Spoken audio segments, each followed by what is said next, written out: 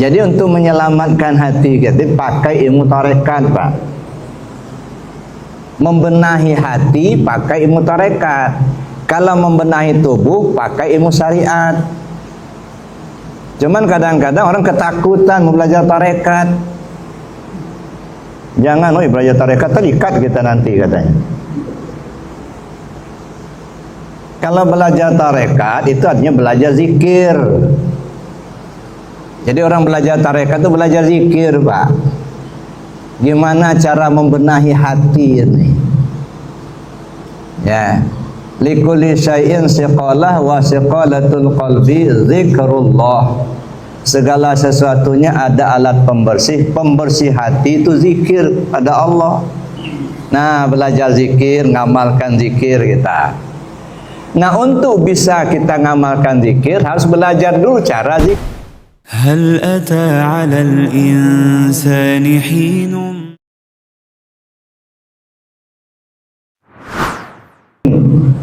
Semua orang kepingin lah masuk surga itu. Tapi apa sih surga itu? Sebab gambaran orang kalau masuk surga itu banyak bidadari. Banyak bidadari, wanita-wanita cantik, begitu ya. Nikmat, gitu ya. Di semua ada, gitu. Itu gambarannya. Kalau menurut saya tujuan utama yang perlu dicapai itu bukan surga, Pak. Ya, sebab surga itu sebenarnya kenikmatan. Jangan-jangan sekarang kadang-kadang masuk surga, kadang-kadang masuk neraka. Surga itu adalah sebuah kenikmatan. Neraka itu adalah sebuah kesengsaraan. Nah, mungkin saja dari sekarang sudah kita alami itu. Kadang-kadang masuk surga, kadang-kadang masuk neraka. Pernah nggak Bapak Ibu merasakan tenang, senang, bahagia itu? Pernah nggak? Pernah kan? Nah, itulah gambaran surga. Pernah nggak Bapak Ibu merasakan sedih, gelisah, ya dah, pening, gitu ya, susah? Pernah nggak itu? Itulah gambaran neraka. Jadi kalau menurut saya bukan tujuan, Pak. Surga itu bukan tujuan. Ini yang kadang-kadang kita salah arah. Sehingga kita selalu dihadapkan ibadah ngumpulin pahala banyak supaya masuk surga. Menurut saya salah arah. Ya. Pahala itu sudah otomatis, Pak. Tidak usah diminta. Pahala dan dosa itu sebab akibat. Kita diberi oleh Allah 8 macam alat anggota tubuh zahir. Mata, telinga, hidung, mulut, tangan, kaki, perut, dan kemaluan. Kalau kita gunakan berbuat baik, kita dikasih upah, namanya pahala. Kalau kita gunakan berbuat jahat, berbuat maksiat, dikasih balasan, namanya dosa. Jadi dosa dan pahala itu sebab akibat. Karena kita gunakan alat ini berbuat baik, kita dapat pahala. Kalau kita gunakan berbuat tidak baik, kita dapat dosa. Nah, maka saya bilang pahala nggak perlu diminta karena sudah otomatis. Wa may ya'mal mithqala dzarratin khairan yarah wa may ya'mal mithqala dzarratin syarran yarah. Ini nggak perlu diminta pahala itu. Cuman Allah informasikan kalau berbuat baik ada upahnya, ada pahalanya. Kalau berbuat jahat ada balasannya, namanya dosa. Itu informasi yang kita terima untuk kita berhati-hati, gitu. Ya. Itu satu. Surga itu menurut saya bukan tujuan. Ya. Kenapa? Nggak bisa, Pak, kita masuk surga kita mau kemauan sendiri. Tunggang-tunggi lah kita ibadah semua hidup. Apa udah pasti masuk surga? Enggak, belum pasti. karena nggak bisa dibeli, nggak ada jualannya. Ini yang kadang-kadang kita salah kaprah menurut saya. Sampai tua kita arahnya ke sana aja. Kita dihadapkan dengan pahala dosa, surga neraka, ya itu aja. Sehingga sampai tua kita mindset kita itu arahnya ke sana. Kalau menurut saya keliru, Pak. Dan tidak ada perintah untuk kembali ke surga, nggak ada. Ya, cuman diinformasikan ya oleh Rasul, kalian perlu minta 4 hal. Yang 2 kalian butuhkan, yang 2 lagi kalian hindarkan. Yang kalian butuhkan, yang pertama ridho Allah, yang kedua surganya Allah. Itu kalian butuh itu. Butuh ridho Allah, butuh surganya Allah, itu kebutuhan, tapi bukan tujuan. Ya. Dan 2 lagi kalian minta perlindungan. Yang pertama kemurkaan Allah, yang kedua nerakanya Allah. Sehingga terlafazlah oleh kita dalam doa, Allahumma inna nas'aluka ridhaka wal jannah wa na'udzubika min syakhatika wan nar. Kita minta karena kita butuh. Tapi lagi-lagi saya katakan itu bukan tujuan. Makanya Rabi Adawiyah mengatakan, ya Allah, kalau saya beribadah kepadamu mengharapkan pahala darimu, berikan pahala itu kepada orang yang butuh. Gua nggak butuh. Serahkan pahala itu kepada mereka yang butuh. Saya nggak butuh. Kalau saya beribadah kepadamu takut sama nerakamu, masukkan saya ke dalam nerakamu itu. Ya. Jadi surga neraka itu ya sebenarnya itu ya itu tadi. Surga itu kebahagiaan, neraka kesengsaraan. Maka dari sekarang kita sudah sering minta Rabbana atina fid dunya hasanah wa fil akhirati hasanah wa qina adzabannar. Rabbana atina fid dunya hasanah, ya Allah berilah kebaikan pada kami di dunia dan kebaikan di akhirat. Hindarkan kami dari azab neraka. Kapan? Sekarang. Bukan nanti. Berilah kami kebaikan dunia. Mana kebaikan dunia? Ini dunia. Zahir ini jasa ini duniawi. Kebaikan dunia terpenuhi sandang, pangan dan papan, kesenangan hidup. Kebaikan akhirat, ketenangan jiwa. Nah, maka kesenangan itu terpenuhi sandang, pangan dan papan. Tapi belum tentu tenang. Banyak orang senang tapi belum tentu tenang, Pak. Sebab ketenangan itu ada di hati kita. Kapan kita ada ketenangan? Ketika kita kembali ke Allah. Ketika ingat Allah. Ala bi dzikrillahi tatmainnul qulub. Ketahuilah dengan mengingat Allah hatimu menjadi tenang. Nah, itu bedanya, Pak.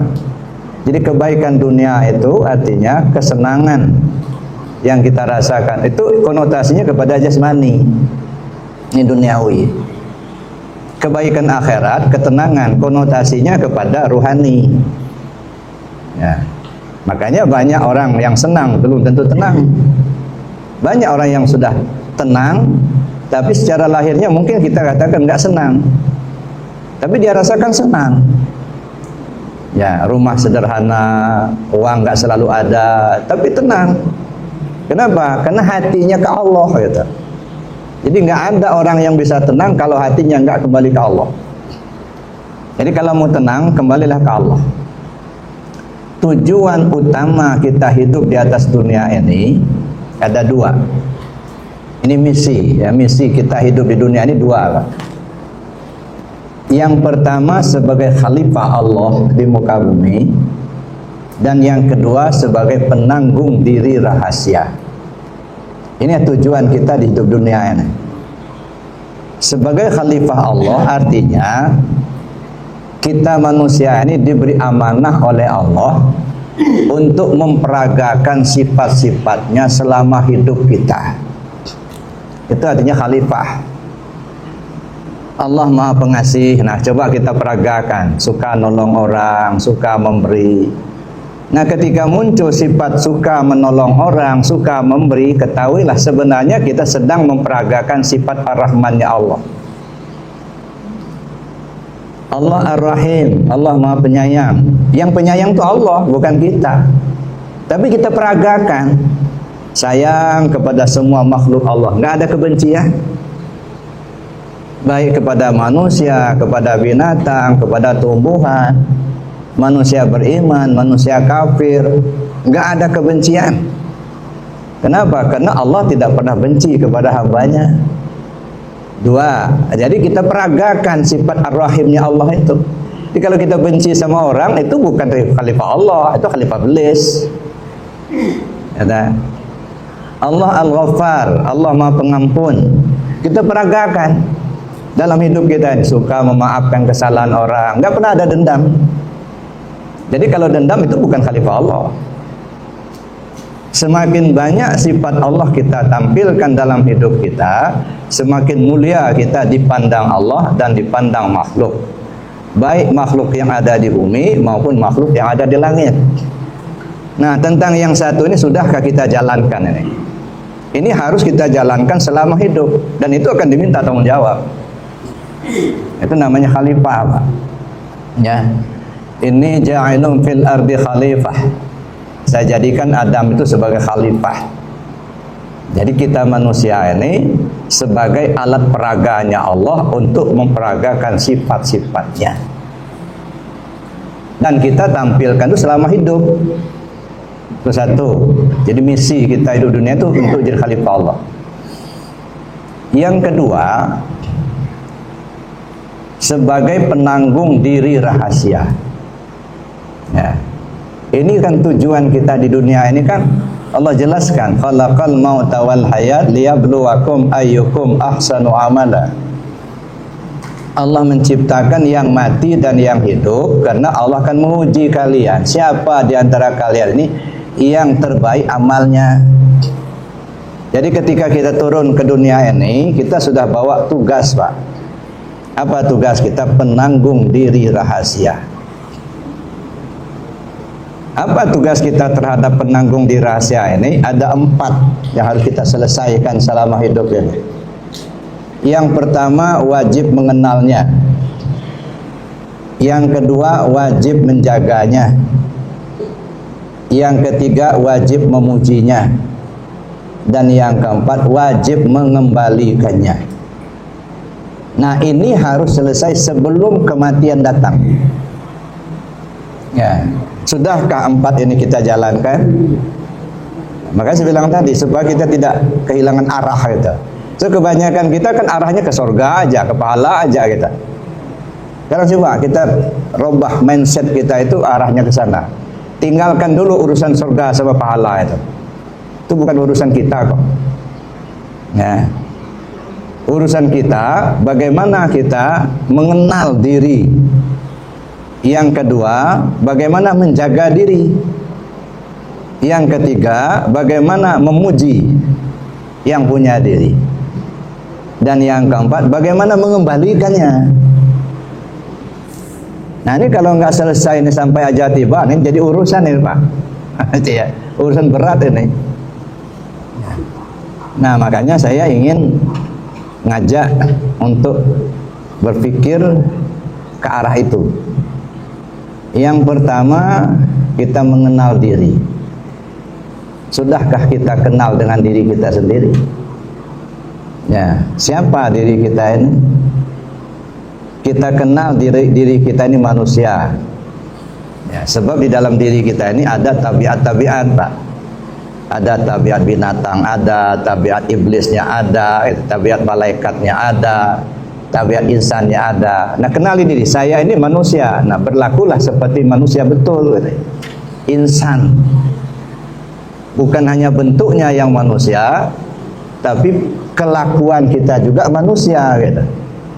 Banyak manusia bentuknya, kelakuannya binatang, Pak. Ya, yang maling sana, maling sini, rampok sana, rampok sini, gitu. Yang korupsi itu kan kelakuan binatang, bukan kelakuan manusia. Nah, jangan sampai kita keluar dari jalur itu. Saya ini manusia, kata. Jadi paham betul kita kalau kita ini manusia. Itu manusia itu apa? Man ansia. Orang yang tahu dengan rahasia. Siapa rahasia dirinya? Nah, sudahkah kita mengenal diri kita? Kenal diri kita ini orang Islam. Nah, berlakulah seperti orang Islam, begitu. Jangan kita nggak mengenal diri kita ini orang Islam, hanya pengakuan saja yang Islam, tapi tak kenal diri kita ini orang Islam. Nyata. Islam itu kan selamat. Apanya yang selamat? Kemana selamatnya? Diri kita ini, Bapak Ibu, 4 lapis. Ya. Pertama tubuh, yang kedua hati, yang ketiga nyawa, yang keempat rahasia. Yang Islam itu apa? Yang selamat 4 ini. Selamat tubuhnya kembali ke Allah, selamat hati kembali ke Allah, selamat nyawa kembali ke Allah, selamat rahasia diri kembali ke Allah. Nah, sudahkah ini kita jalani? Sudah selamatkah tubuh kita ini kembali ke Allah? Apa maknanya? Selamat tubuh kembali ke Allah artinya aktivitas kita dalam kehidupan sehari-hari telah mengacu kepada aturan Allah dan Rasul. Yang halal ambil, yang haram buang. Perintah laksanakan, larangan tinggalkan. Kalau itu kita sudah jalani, ini ibaratnya tubuh yang sudah kembali ke Allah. Selamat satu. Ya, kalau sholatnya juga jarang, kerjanya maling, rampok, judi, ngebohongin orang, ini aja belum selamat. Gimana hatinya mau selamat? Nah, selamatkan tubuhnya dulu. Ini ilmunya ilmu syariat. Nah, bicara syariat itu sah, batal, halal, haram, dosa, pahala, surga, neraka, itu urusan syariat itu. Makanya kalau kita bicara syariat, tidak lepas dari situ, Pak. Sah, batal, halal, haram, dosa, pahala, surga, neraka, ya itu aja. Nah, makanya nggak heran kalau setiap kita tanya itu ke surga, kenapa? Ya itu yang diutak-utak itu, yang diudak-udak situ. Syariat-syariat itulah. Nah, itu satu. Nah, kalau itu sudah selamat, tubuh kita sudah selamat pulangnya ke Allah, masuk ke hati. Kembalikan hati itu ke Allah. Kita nggak punya nggak itu? Hati itu punya Allah. Nah, bagaimana hati yang kembali ke Allah? Terpaut hati hanya kepada Allah saja. Nggak nyangkut lagi hati kita yang lain, Pak. Nggak nyangkut ke pahala, nggak nyangkut ke sorga, nggak nyangkut ke pujian orang, nggak nyangkut ke cacian orang, nggak nyangkut ke jabatan, nggak nyangkut ke duit, nggak nyangkut ke harta. Lepas. Tersangkut hati hanya kepada Allah saja. Kalau hati sudah tersangkut hanya kepada Allah, itu namanya hati yang sudah kembali ke Allah. Nah, masihkah ada sangkutan-sangkutan itu? Kalau masih, nah tandanya belum selamat. Nah, 2. Ilmunya ilmu tarekat. Jadi untuk menyelamatkan hati kita pakai ilmu tarekat, Pak. Membenahi hati pakai ilmu tarekat. Kalau membenahi tubuh pakai ilmu syariat. Cuman kadang-kadang orang ketakutan belajar tarekat. Jangan, belajar tarekat terikat kita nanti katanya. Kalau belajar tarekat itu artinya belajar zikir. Jadi orang belajar tarekat itu belajar zikir, Pak. Gimana cara membenahi hati ini? Ya. Likulli syai'in siqalah wa siqalatul qalbi zikrullah. Segala sesuatunya ada alat pembersih. Pembersih hati itu zikir pada Allah. Nah, belajar zikir, ngamalkan zikir kita. Nah, untuk bisa kita ngamalkan zikir harus belajar dulu cara zikirnya. Belajar cara zikir itu namanya talqin zikir. Jadi talqin zikir itu artinya belajar cara berzikir. Cuman kita ini kadang-kadang dibodoh-bodohin, Pak. Jangan talqin zikir, nanti dibungkus kain putih dulu baru talqin. Itu mayat namanya. Itu talqin mayat. Beda, talqin mayat dikubur dulu di tanah. Kalau talqin zikir justru sebelum mati gitu. Jadi talqin zikir secara sederhana itu belajar cara berzikir. Maka talqin zikir namanya. Sebab kalau belum talqin zikir kita kan nggak tahu cara zikirnya gimana. Nah, maka kita belajar kepada siapa? Kepada yang ahli talqin. Enggak sembarang orang. Enggak mentang-mentang dia pintar ceramah gitu, lalu kita langsung belajar, belum tentu, Pak. Karena secara hakikat itu ya, talqin zikir itu mempertautkan ruhaniyah murid kepada ruhaniyah guru. Sampai kepada junjungan kita Nabi besar Muhammad sallallahu alaihi wasallam. Makanya ada mata rantai. Ya, ketika kita belajar tarekat kan kita harus lihat mata rantainya. Si A mengajarkan tarekat, dia ngambil dari mana? Dari si B, B ngambil dari mana? Dari si C, ngambil dari mana? Terus sampai ke Rasulullah. Ini namanya mata rantai atau ini silsilah.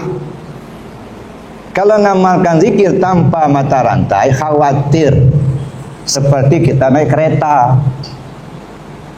Nyaman kita duduk di gerbong kereta, sudah ada AC-nya, kursinya empuk gitu ya. Rasa-rasanya sudah mau nyampai. Tapi begitu lokomotifnya jalan, gerbongnya tinggal. Kenapa? Nggak nyantol. Ini perasaan kita sudah benar, sudah mau masuk surga benar, nggak nyantol. Nyantol nggak ke guru, nyantol nggak ke Rasulullah begitu. Makanya ngamalkan zikir jangan sembarangan. Beli buku ada amalkan, nggak ada gurunya. Siapa orang belajar tanpa guru, setan jadi gurunya. Nah makanya kita kalau belajar tarekat cari guru dulu. Ada siapa gurunya?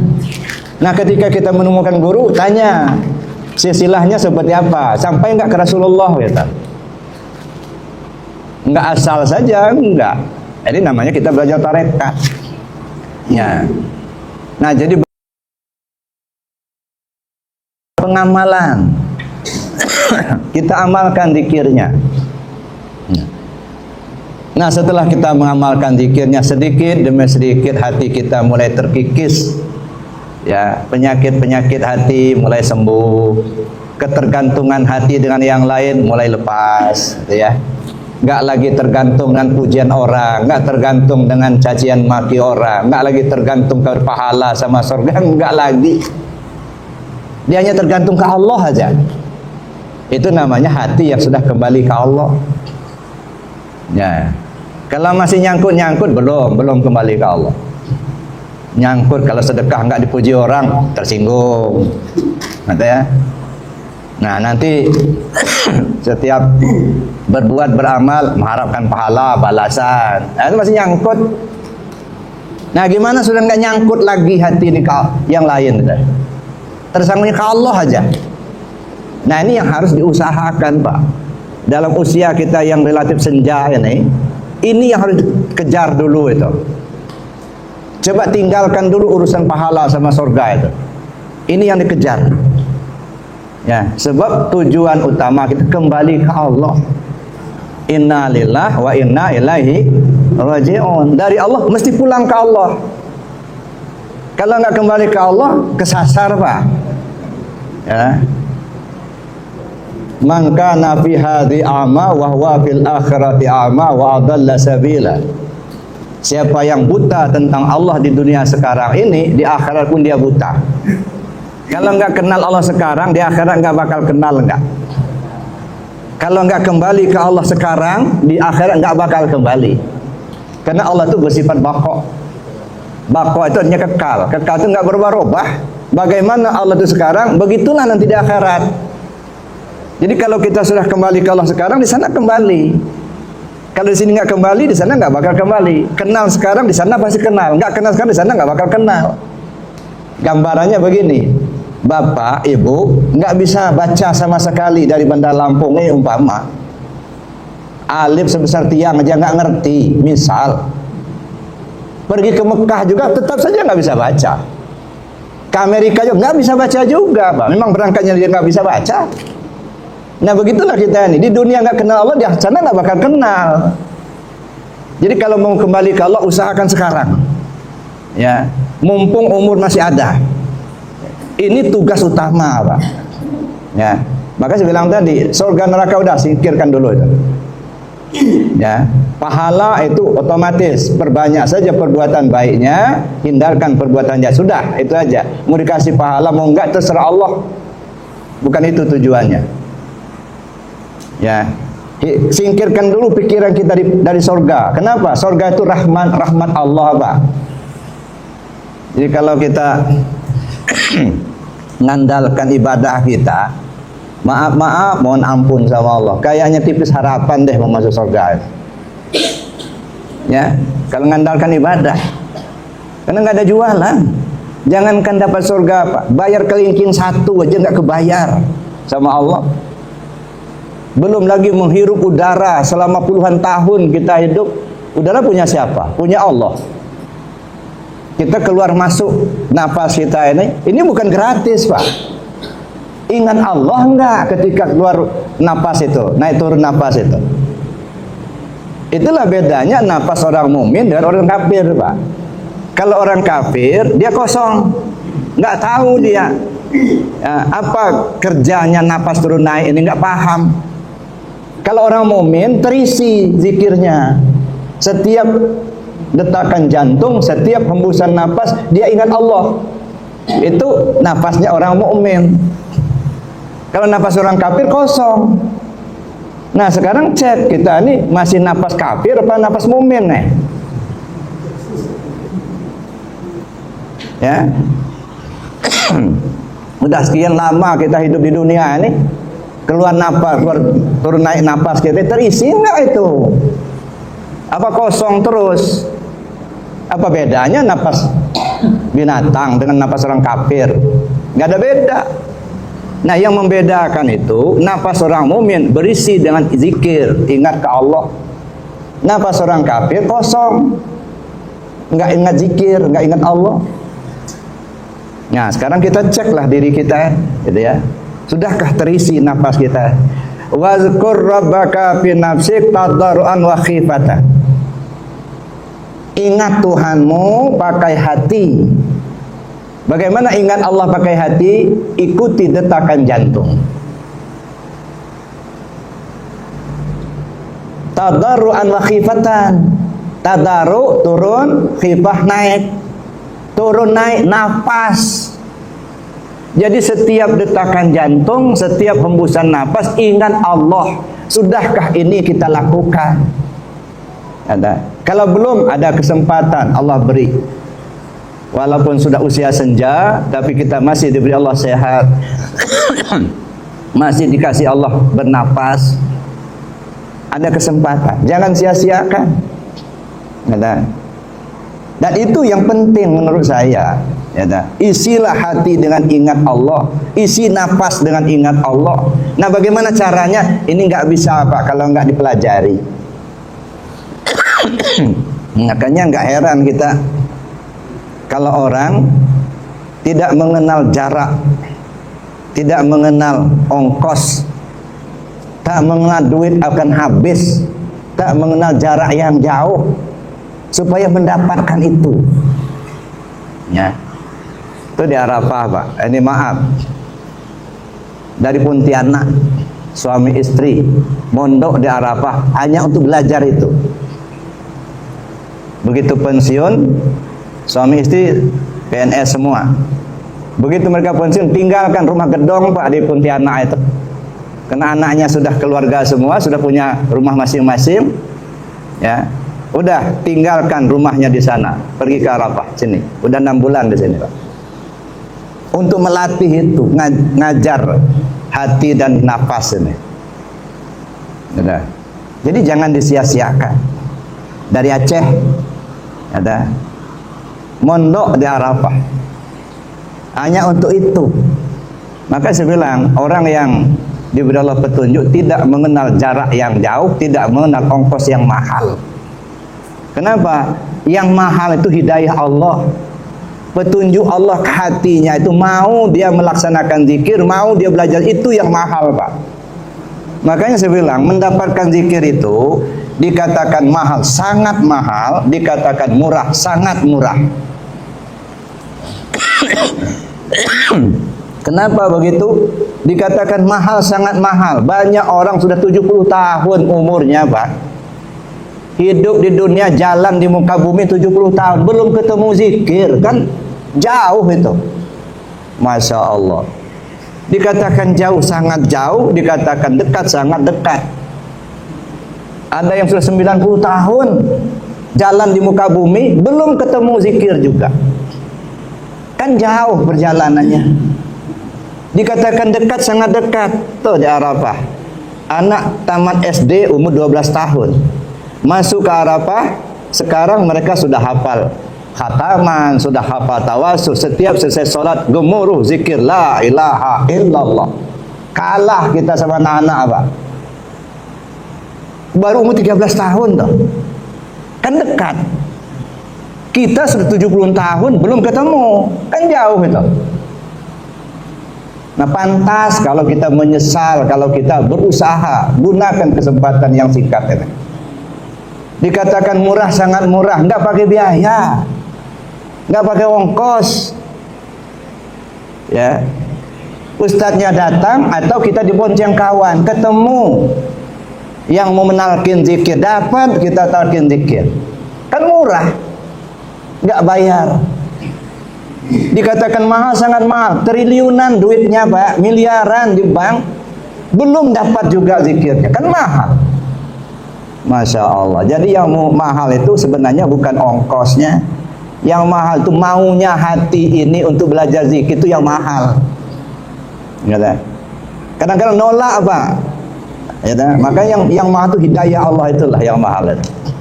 Ya. Baik Bapak Ibu yang saya hormati, itu yang kedua, kembalikan hatimu kepada Allah. Itu bukan milik kita. Hati itu punya Allah Pak. Banaitu fi jawfi Adam qasran wa samaitu sadra. Ku bangun di dalam tubuh Adam itu sebuah istana yang kuberi nama As-Sudur. Ini hati lapis luar, namanya As-Sudur. Dalam sudur ada qalab, dalam qalab ada fuad, dalam fuad ada saqab, dalam saqab ada lubban, lapis kelima. Dalam lubban ada sir, lapis ke-6. Dalam sir ada sirusir, lapis ke-7. Dalam sirusir ada nur, lapis ke-8. Dalam nur ada aku, kata Allah, la ilaha illa ana, yang tak ada Tuhan selain aku. Sudahkah kita menembus sampai lapis ke-9 itu? Itu yang perlu kita usahakan. Maka saya bilang jangan terobsesi kita dengan pahala surga, itu ke itu juga rugi Pak. Tujuan utama kita gimana kembali ke Allah. Nah, tapi kembali ke Allah ini nggak gampang Bapak Ibu, nggak cukup hanya dengar-dengar ceramah, baca-baca buku saja. Mesti ada guru pembimbing yang membimbing ruhaniah kita usul ke Allah. Ya. Jadi artinya kembali ke Allah itu gimana? Nanti kita lihat gimana cara kembali ke Allah. Ya. Tapi yang jelas Allah itu maha suci Pak. Ya, Dia tidak terima kecuali yang suci juga. Innallaha ta'ala thayyibun la yaqbalu illa thayyiban. Allah Ta'ala itu maha indah, maha bagus, maha suci. Dia tak akan terima kecuali yang suci juga. Ya. Nah kita masih kotor, mau kembali nggak bakal nyampe. Ya, maka disuruhlah kita banyak-banyak baca subhanallah, subhanallah, subhanallah. Itu zikir penyadaran Pak. Biar nyadar dulu kita. Kalau bahasakan subhanallah itu artinya apa? Maha suci Allah. Maha suci Allah, maha suci Allah. Tapi apakah kita ketika tidak menyebut subhanallah Allah tidak maha suci? Ya enggak lah. Sedunia ini enggak ada yang nyebut subhanallah, Allah tetap maha suci Pak. Sedunia ini orang nyebut subhanallah semuanya, kemahasucian Allah enggak bakal bertambah enggak. Jadi enggak ada pengaruh bagi Allah. Tapi kenapa kita disuruh baca subhanallah, subhanallah? Nyadarkan diri kita. Kalau bahasa yang enggak tertulis, ya Allah kau yang suci, aku yang kotor. Ya Allah kau yang suci, aku yang kotor. Ngaku kita kalau kita ini kotor, yang suci itu Allah. Sedangkan kita akan kembali kepada Allah yang maha suci itu. Allah yang Maha Suci tidak menerima kecuali yang suci juga. Solusinya apa? Sucikan dirimu, baru bisa kembali. Bagaimana mensucikan diri? Tempuh 4 langkah. Ya. Yang pertama, suci dari hadas dan najis, itu langkah pertama. Suci dari hadas besar mandi, suci dari hadas kecil wudu, nggak ada air tayamum, suci dari najis, kita buang benda bau dan rasa. Itu langkah awal. Naik langkah yang kedua, sucikan anggota tubuh zahirmu. Mata, telinga, hidung, mulut, tangan, kaki, perut, kemaluan, 8 macam. Bagaimana cara mensucikannya? Bukan pakai air, istighfar dan taubat. Nah, istighfarkan satu-satu. Astaghfirullahaladzim. Ya Allah, ampunkan segala dosa dan kesalahan mata aku. Satu. Astaghfirullahaladzim. Ya Allah, ampunkan segala dosa dan kesalahan telinga aku. Satu-satu. Maka dalam tarekat Naqsyabandi Al-Khalidi, ya, 15 kali istighfar baru zikir. Ya, 8 untuk anggota tubuh zahir, 7 untuk anggota tubuh batin. Sebab anggota tubuh batin kita ada 7 yang disebut dengan latifah atau lataifatus sab'ah, gitu ya. Nah, jadi mensucikan anggota tubuh zahir itu pakai istighfar dan taubat. Langkah yang kedua. Masuk ke langkah yang ketiga. Sucikan anggota tubuh batinmu. Pakai apa mensucikannya? Tidak cukup istighfar dan taubat, mesti pakai zikir. Nah, pakai zikir kita. Nah, zikir dalam hati. Gimana cara zikirnya? Nah, itu yang perlu dipelajari di dalam talqin zikir untuk kita bisa mengamalkan. Nah, naik kepada yang keempat, sucikan ruh rabbanimu. Bagaimana mensucikan ruh rabbani? Kenali diri. Kenal diri, kenal kepada Allah. Kenal kepada Allah, hilang sangkutan. Tak nyangkut lagi dengan apa dan siapa kecuali ke Allah saja. Ketika tak tersangkut dengan apa dan siapa kecuali kepada Allah, baru disebut bersih namanya. Kalau masih nyangkut-nyangkut mesti kotor, Pak. Ya, jadi untuk membersihkan ruh rabbani kita, kenali diri. Nah, 4 langkah inilah untuk membersihkan diri kita. Ya, pertama bersihkan dari hadas dan najis pakai air. Yang kedua bersihkan anggota tubuh zahir, istighfar dan taubat. Yang ketiga bersihkan anggota tubuh batin pakai zikir.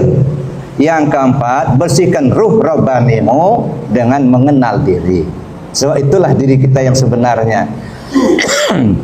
Nah, itu langkah. Nah, barulah kembalilah hati kita ke Allah. Selesai itu naik lagi, kembalikan nyawamu ke Allah. Bagaimana nyawa kembali ke Allah? Ikuti zikir anfusiyah, tahu hakikat zikirnya, tahu lafaz zikirnya, tahu hakikat zikirnya. Siapa yang disebut hu dan Allah itu. Ya, jadi bukan hanya sekedar nyebut lafaznya, tahu hakikatnya. Nah, ini ilmunya, ilmu hakikat, belajar hakikat kita. Dan yang keempat, kembalikan rahasia dirimu ke Allah. Ya. Ya, oleh karena itulah ilmunya ilmu ma'rifat. Ya, maka kita perlu belajar ma'rifat. Maka di Arafah itu ya kita kaji itu ya. Pertama syariatnya di fikih setiap malam Senin 4 bulan lamanya. Selesai ngaji 4 bulan, pindah ke malam Selasa tauhidnya 4 bulan juga. Selesai tauhidnya naik ke malam Rebu, itu hakikat 4 bulan juga. Selesai hakikat naik ke malam Kamis, ma'rifatnya.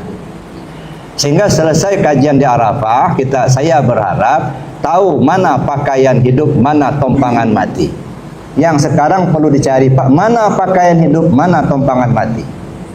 Nah, jangan sampai kita ibarat berlayar ke lautan lepas, nggak ada pegangan. Nah, ini yang dicari sekarang ini, mana tompangan mati itu, mana pegangan hidup yang akan dipakai selama hidup, yang akan ditompang ketika mati. Kalau nggak ketemu sekarang, khawatir tenggelam, Pak, di perjalanan. Nah, inilah yang perlu saya kira, yang perlu kita cari, yang perlu kita pelajari di usia kita yang senja ini, Pak. Ya, maka kita katakan tadi, singkirkan dulu pikiran kita di urusan surga sama pahala. Itu bukan urusan kita, itu urusan Allah. urusan kita kembalikan dirimu ke Allah. Wa anfiqu mimma razaqnakum min qabli ayyati hadakumul maut. Kembalikan, serahkan apa yang kami berikan padamu sebelum ajalmu tiba. Nah, bagaimana cara mengembalikannya? Disitulah perlu kita kaji lebih jauh. Bapak Ibu yang saya hormati, saya kira demikian materinya untuk sementara. Mungkin kita lanjut dengan diskusi. Sementara saya akhiri dulu. Assalamualaikum warahmatullahi wabarakatuh.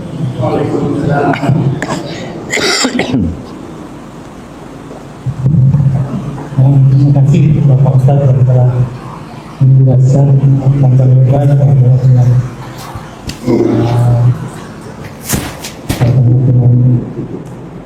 pembelajaran ketiga kita. Sebelum melanjutkan mungkin ada pertanyaan-pertanyaan yang silakan Pak Ustaz, silakan.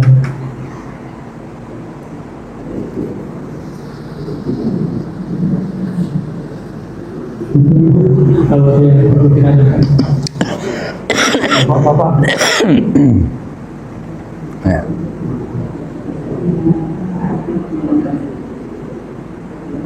Nggak ada. Silakan bawa Bapak. Untuk pancingan Pak Masri, silakan Pak.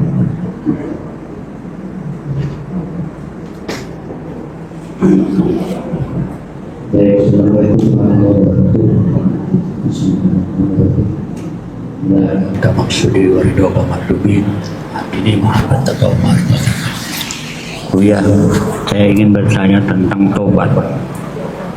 Apakah talqin itu juga masuk dalam koridor tobat atau bukan? Talqin zikir itu. Kemudian ada juga kita kenal bayat.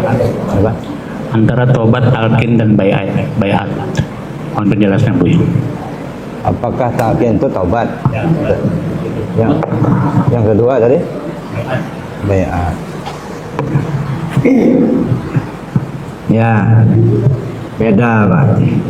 Ya, talqin zikir itu artinya belajar cara zikir. Kalau tobat itu kembali. Nah, tobat ini ada namanya taubat zahir, ada taubat batin. Taubat zahir meninggalkan semua perbuatan maksiat untuk melaksanakan perbuatan taat. Itu taubat zahir. Ya, mungkin selama ini kita lakukan maksiat, nah kita tinggalkan, lalu kita ganti dengan perbuatan taat. Kalau tadinya misalnya jarang sholat, nah bagaimana supaya rajin sholat? Kalau tadinya mungkin ada orang kerjanya maling, gimana supaya tinggalkan malingnya, banyak sedekahnya. Nah, jadi tinggalkan maling tapi banyak sedekah. Nah itu namanya kita taubat zahir. Ya. Kalau taubat batin itu atau mengembalikan diri kita kepada yang punya. Taubat batin. Ya. Sekarang kan kita merasakan kita punya. Contohnya, ibu-ibu melihat pakai apa? Mata ibu melihat nggak? Mata melihat itu nggak? Ya, jawab aja nggak apa-apa. Kita melihat pakai mata. Sekarang mata itu melihat apa enggak? Melihat. Kalau mata ini yang melihat, mestinya mayat itu masih bisa melihat, Pak. Karena mata mayat itu kan nggak copot.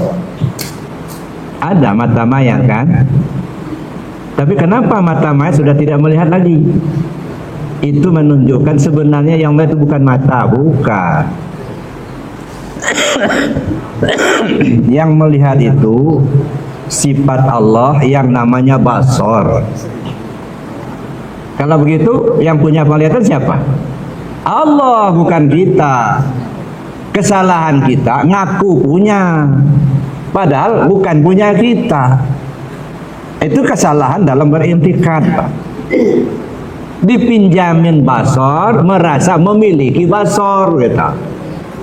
Pada basor itu sifat Allah, bukan sifat kita. Itu satu, gitu ya. Kata kita mendengar pakai telinga.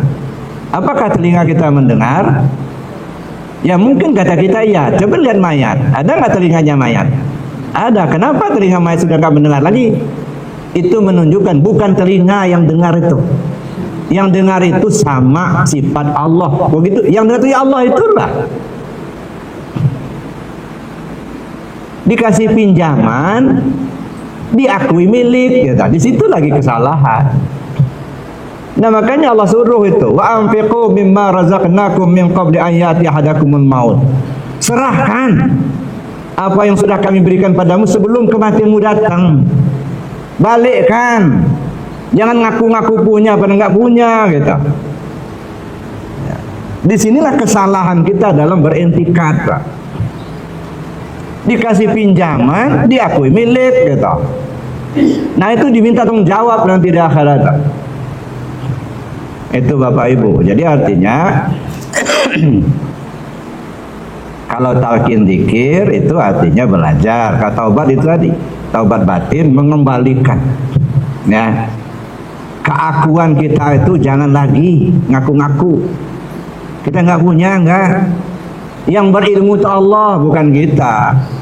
Ya, wa 'allama Adam al-asma'a kullaha. Allah mengajarkan berbagai nama kepada Adam. Contoh, menurut Bapak ini warna apa nih? Pak, warna apa nih, Pak? Hitam. Kira-kira menurut Allah ini warna apa? Nah, kata Bapak, kata Ibu ini warna hitam ya. Menurut Allah warna apa nih? Kan bingung kan? Ya hitam lah kita. Kenapa kita tahu ini? Ya setelah dikasih tahu sama Allah baru kita tahu oh, ini hitam. Coba belum dikasih tahu sama Allah dulu, nggak tahu kita warna apa ini. Kalau begitu yang tahu itu siapa? Allah. Kesalahan kita ngaku berilmu. Padahal yang berilmu itu Allah begitu. Kadang-kadang kita sombong, saya punya ilmu. Astagfirullahaladzim, kata ya. Yang berilmu itu Allah, bukan kita. Nah, jadi itu Pak. Jadi taubat batin mengembalikan ya apa yang dititipkan kepada kita kepada yang punya itu Allah. Ya. Kemudian yang kedua tadi apa? Baiat ya, sebenarnya sama aja Pak. Talqin dengan baiat itu sama. Ya. Kalau talqin itu sumbernya dari hadis, laqinu mautakum, talqinkan yang mati di antara kamu. Itu maka disilakan talqin. Kalau baiat sumbernya dari Al-Qur'an. Innal ladzina yubay'unaka innama yubay'unallah yadullah faqadim faman nakaza fa innama yankusu nafsi wa man awfa bima ada alaihullah fasayut ajran azima. Itu baiat. Intinya sama, berjanji kepada diri sendiri, ingin taat kepada Allah, ingin tinggalkan maksiat.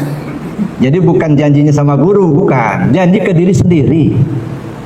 Ya. Talqin zikir, talqinkan yang sudah mati. Makanya dipahami dua macam. Ada talqin mayat, ada talqin zikir. Kalau talqin mayat, mayat sudah dikubur dulu, baru talqin, kan gitu Pak ya. Ya kan? Apa isi talqin itu? Wahai fulan bin fulan, kalau datang dua orang malaikat kepadamu, janganlah engkau takut, karena mereka juga hamba Allah. Mereka adalah Munkar dan Nakir.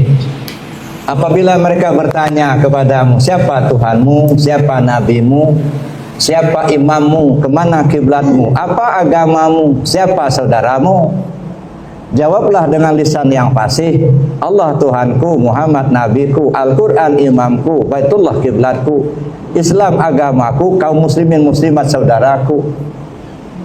Itu dibacanya kapan itu?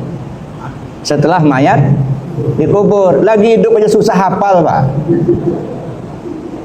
Ini udah di mayat, udah dikubur, diajarin gitu.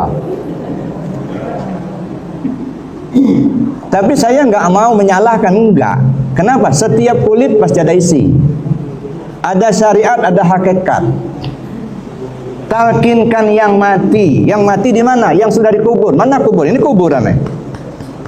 Jasad kita ini kuburan Pak, ini kuburan berjalan, ini jasad kita inilah.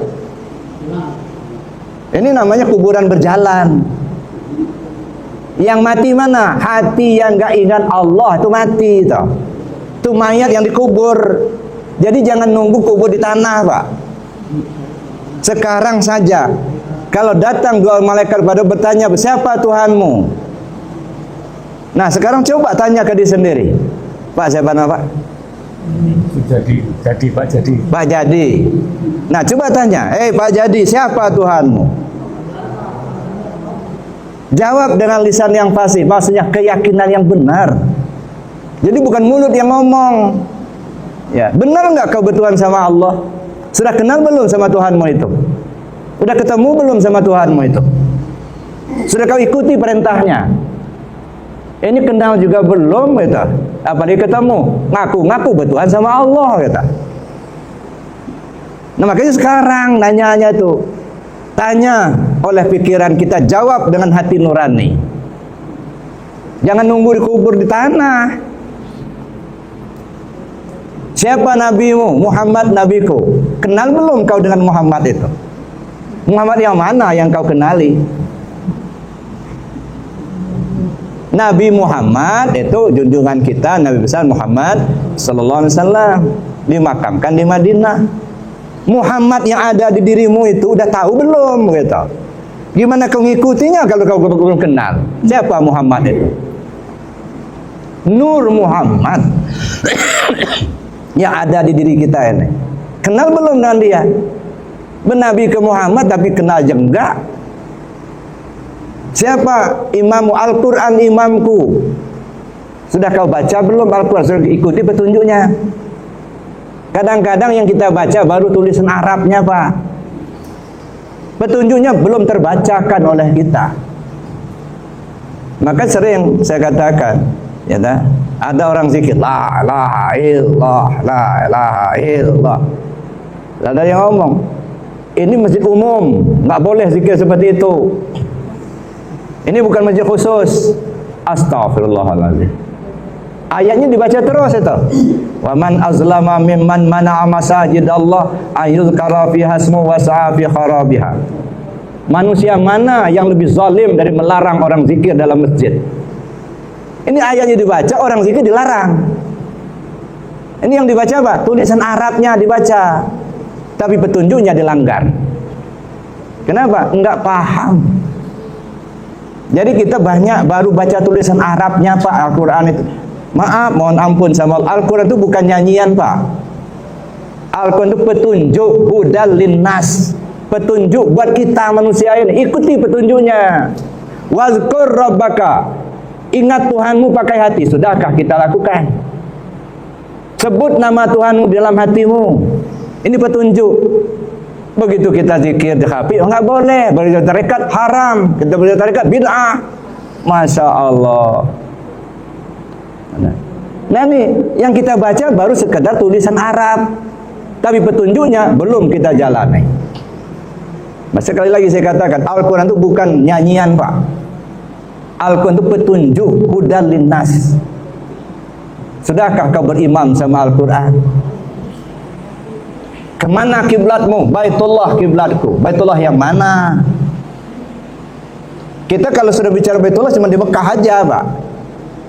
Bukankah qalbul mu'minin Baitullah? Hati si al-mu'min itu Baitullah. Sudah menghadap ke Baitullah enggak kau? Jangan hanya tubuhnya dihadapkan Baitullah. Artinya apa? Setiap langkah kehidupan menghadaplah ke Baitullah.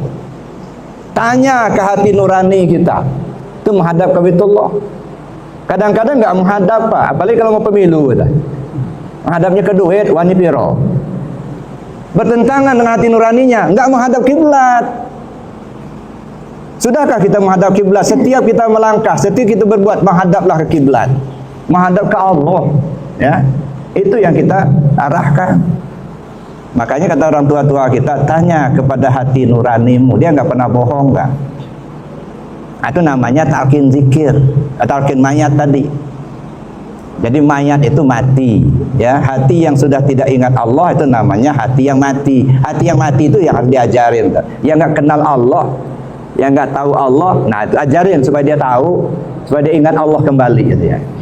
Hati itu milik Allah, bukan milik kita. Saya kira itu Pak. Jadi talqin dengan baiat itu hakikatnya sama aja, belajar cara zikir. Yang bedanya kalau baiat janji dengan diri sendiri bahwa kita akan taat sama Allah. Kalau talqin pengertiannya belajar cara berzikir, tapi intinya sama, belajar zikir. Baik. Mungkin ada yang lain?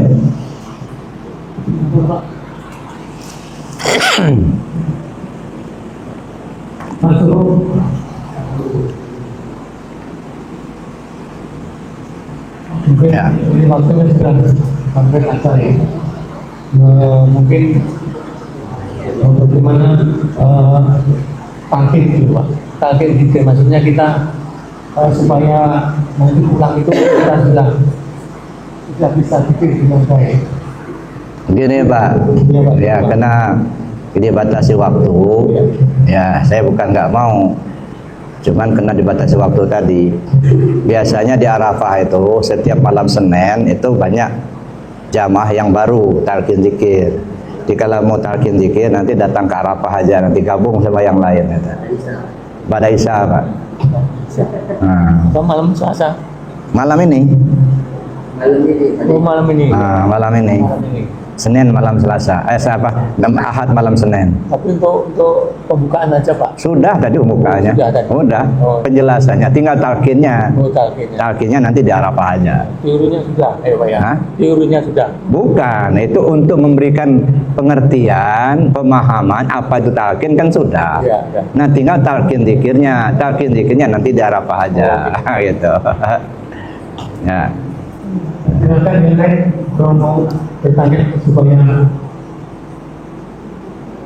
silakan Pak. Lagi Pak.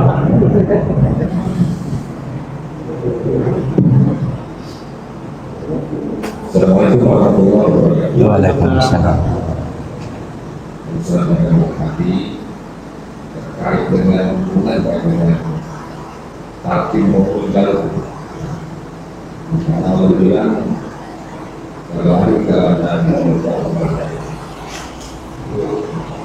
talqin ini dengan bimbingan dan beberapa pengalaman saya menyaksikan ibu saya, ayah saya, pada saat menjelaskan mau memang itu sesuai yang berat menurut makanan mata yang Allah berikan, hati yang berikan keyakinan kaitan tadi bagaimana kita bisa melakukannya ya di akhir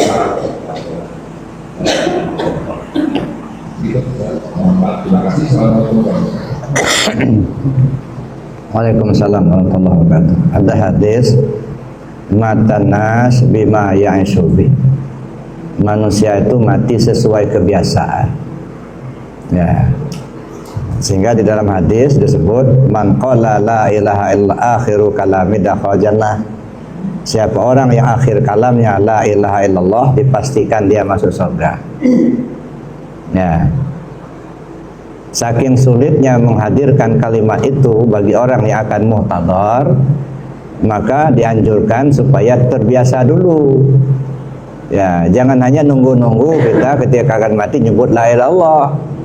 Ya, sebab kata Nabi, manusia mati sesuai kebiasaan. Artinya jauh hari sebelum waktunya sampai, biasakan dulu lidah ini nyebut la ilaha illallah. Kalau sudah biasa, insya Allah meninggal pun dengan kalimat la ilaha illallah. Cuman kadang-kadang, nah, karena situasinya begitu dahsyat gitu ya, maka perlu diingatkan. Jadi talqin ketika akan mati itu maksudnya itu mengingatkan. Pak, sebut Pak la ilaha illallah. Kalau dia sudah sebut la ilaha illallah, udah diam, janganlah diulang lagi. Nah, kalau dia sudah nyebut la ilaha illallah, nah, nggak usah diulang lagi. Biarin aja.